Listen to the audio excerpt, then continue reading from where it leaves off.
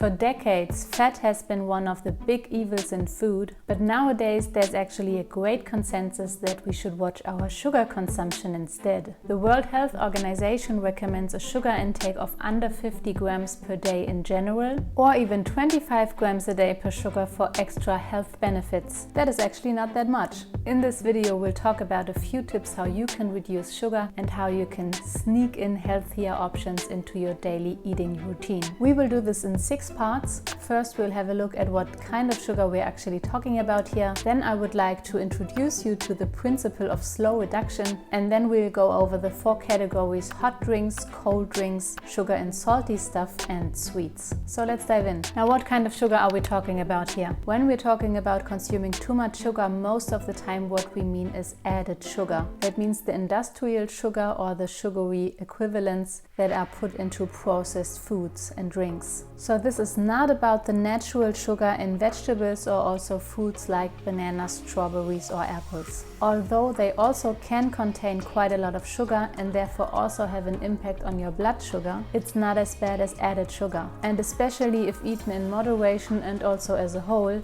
fruits are really not the enemy here. There might be an exception, but I'll come back to this later. So we want to concentrate on processed food here. And added sugar can be tricky because sometimes it says sugar on the label, but it also can have many other names. For example, syrup or glucose or fructose or dextrose. If you want to research that further, I'll put a link down in the video description with all the possible names of added sugar. Now, when it comes to reducing sugar, what I recommend is the principle of slow reduction. And what I mean by that is that we reduce sugar step by step so that our body can adjust to it. In medicine, we call that a tapering plan, because sometimes a medication cannot be stopped right away because the body is so used to it that it might cause a bad reaction if we suddenly stop it. Now, sugar is not a medication, but it can have a similar effect. When you stop from one day to another, especially in the first few days, you might feel tired, unconcentrated and drained of energy. And that again can lead to a sugar relapse, and that is what we want to avoid. Of course, if you are the kind of person where a radical approach like this works best, feel free to do it. For me personally, it doesn't work, especially if I'm trying to forbid myself something. I want it even more. I rather go for, okay, this is my healthy default, and I can always make an exception if I want to, but I find myself not wanting as much as I did before, at least when it comes to unhealthy and sweet food. Now let's take a look what this step-by-step reduction can look like. In hot beverages, if you drink coffee and you drink it with a lot of sugar,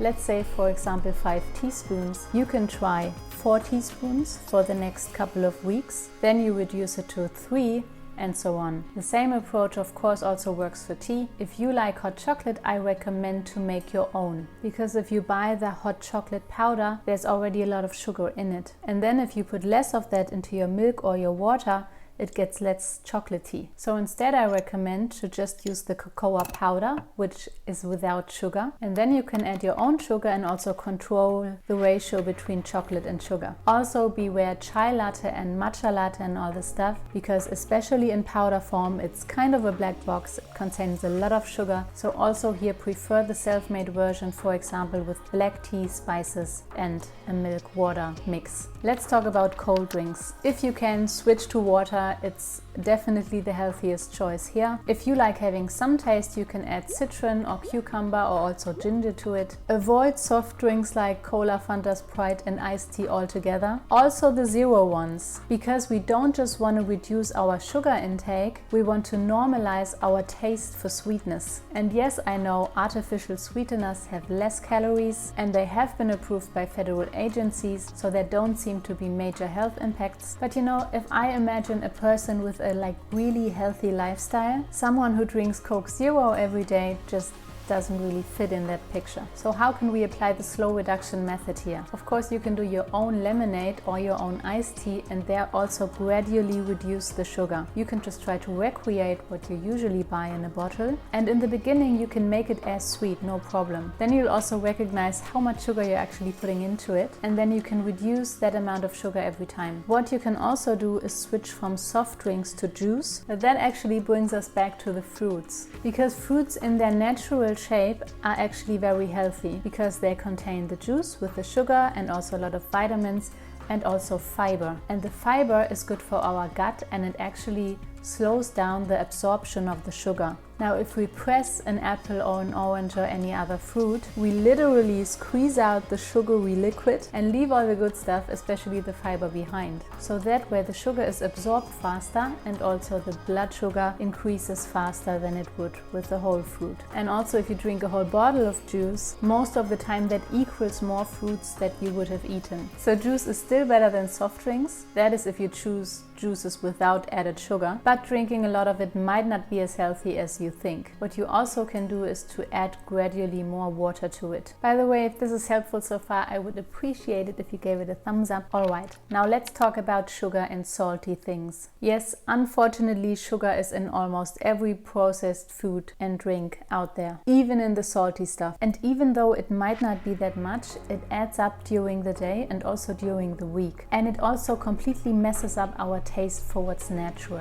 So what I recommend for the next couple of weeks, make it a habit to turn everything around that has a label and read it. You will be surprised on how many foods actually contain sugar or equivalents. So try to choose the ones without sugar. Especially stay away from dressings, dips and canned stuff, except when it's only canned vegetables. And the last category is sweets. If you can turn to fruits as your sweet treat, absolutely do that. Like I mentioned before, they contain natural sugar and all kinds of other good stuff for our body. So in whole, they are definitely the healthiest choice here. But if that is not enough, I can absolutely understand. If it comes to baked goods like cake or muffins or anything, beware that other natural sweeteners like maple syrup or honey are not necessarily healthier than sugar itself, because they also increase your blood sugar. So the go-to version here is to reduce the amount of those natural sweeteners altogether. If possible, stay away from caramel, because caramel is just melted sugar. That also means anything containing caramel has also a lot of sugar. The second on the list might actually be gummy bears,